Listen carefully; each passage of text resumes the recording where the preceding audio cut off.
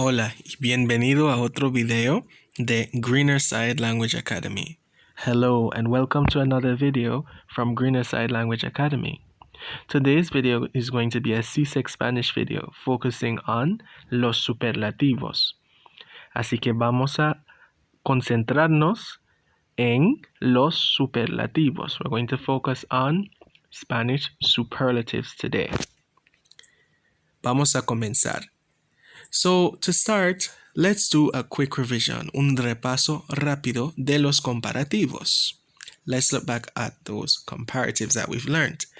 So, we've learned that más que means more than, menos que means less than, peor o peores que means worse than, mejor o mejores que means better than, and we also learned that mayor o mayores que means older than, while menor o menores que means younger than. We're going to be using this vocabulary as the framework or as a foundation for the superlativos or the superlatives in Spanish, with one minor exception. So, vamos a ver cómo formar el superlativo. First of all, we have to know that for los superlativos, for the superlatives in Spanish, you must put the definite article, meaning el, la, los, o las. Then, this is optional now. We can put the noun, for example, coche, the noun that we're describing using a superlative phrase, right? We're going to put that noun after the correct definite article. Of course, a definite article must match the noun in number and gender. So if it's coche, we know we use el. If it's something like casas, we know we use las or las casas. Then, of course, we'll add the superlative, whether it's más o menos, most or least.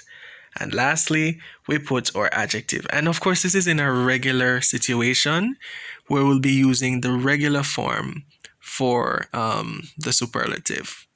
So whenever we be saying más or menos with the adjective, all right? Notice that the adjective and of course the superlative comes after the noun, and that there must be the definite article before the noun, if there is one, of course. So let's look at an example or two examples with nouns. El primer ejemplo, Eduardo tiene el coche más rápido.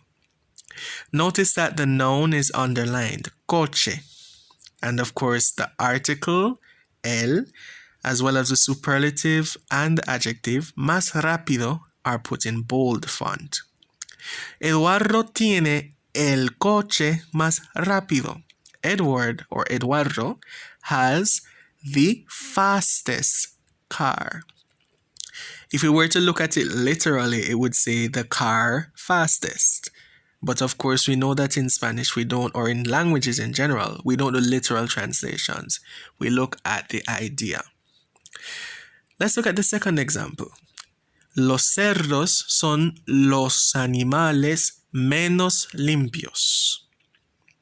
Here we're seeing the same concept, the same format. We have first los, the definite article, animales, the noun, and menos, the superlative, and limpios, the adjective. Notice that the adjective also matches the noun in number and gender. So animales limpios, masculine and plural, all right? So los cerdos son los animales menos limpios. That would translate to pigs are the least clean animals. What about if we don't need to be so specific and put a noun in the sentence? Suppose we want to be more general, or suppose we know exactly what we're talking about. Let's look at the two examples written in blue. Susana es la más bonita.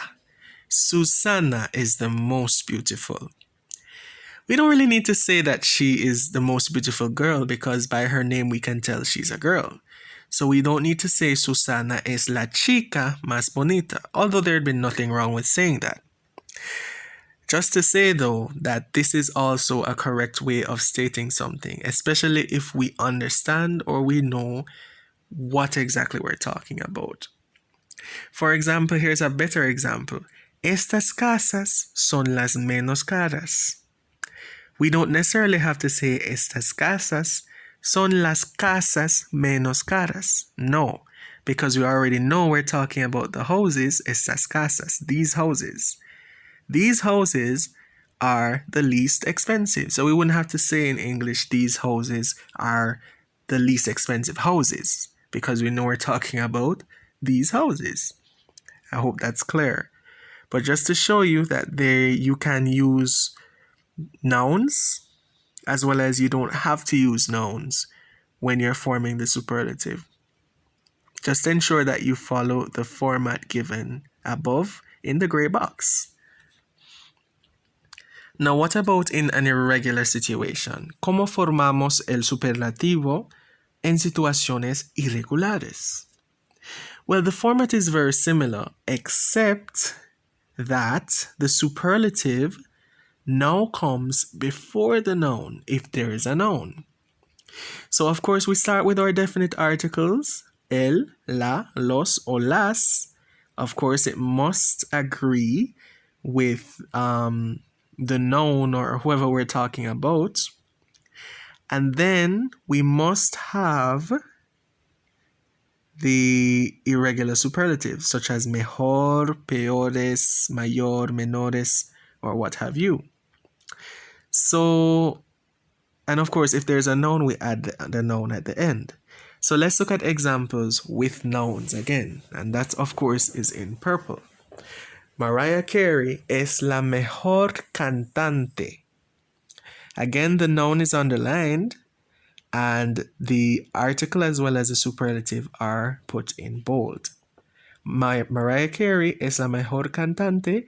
Mariah Carey is the best singer. Of course, that is just a personal judgment. It's just as an example for you to see. So you're seeing here the article, la, the irregular superlative, mejor, and of course, the noun, cantante. I could easily have said Mariah Carey es la mejor. She's the best. But what is she the best at? She's the best singer. So that's why we put the noun to ensure that we're very clear of what we're comparing or attributing to a particular person, thing, or entity. Let's see another example with a noun. Mi amiga toma las peores decisiones. My friend makes the worst decisions. All right? So we're seeing again, we have las, the definite article, peores, the irregular superlative, and of course the noun, decisiones. In this case, we'd have to put decisiones, because if we just said mi amiga toma las peores what? Las peores qué? The worst what? So we have to be specific. However, let's look at an example or a couple examples where we don't really need to have a noun after the superlative. All right? So, te presento a mis hijos, Ana, Julio y Carlos. Julio es el mayor. Ana y Carlos son gemelos. Son los menores. So here, imagine that I have 3 children. I'm the narrator here. So I'm saying, let me introduce you to my children, Ana, Julio, and Carlos. Julio es el mayor. Julio is the oldest or the eldest. Ana y Carlos son gemelos. Ana and Carlos are twins. Son los menores. They are the youngest. So in a case like that, we know we're talking about my children. We don't need to say los menores de mis hijos or el mayor de mis hijos, because we know we're talking about my children. It's been established. In that case, we don't need to put the noun after the superlative. So, what about if we want to qualify it even more? This is what we shan't do. We will not do this in Spanish. In English, for example, we don't say he's the tallest than the world. Neither do we say they are the youngest than the class. No. We qualify it differently than if we were to do it comparatively. With the comparatives, we are comparing two things, one thing against the other. However, with the superlatives, we're using one thing and comparing it to everything else in that category. So instead, in Spanish, you will not say, él es el más alto que el mundo. No, that makes no sense. Ellos son los menores que la clase. Incorrect. Incorrecto. So avoid that. We're not dealing with comparatives anymore. How would we do this correctly? ¿Cómo se hace correctamente? Let's look at the correct way. Instead, what should we say? Or in English, we would say what? He is the tallest in the world. They are the youngest in the class. Similarly, in Spanish, we'll use the preposition de, and of course, to represent the, we use the definite article, whether el or la.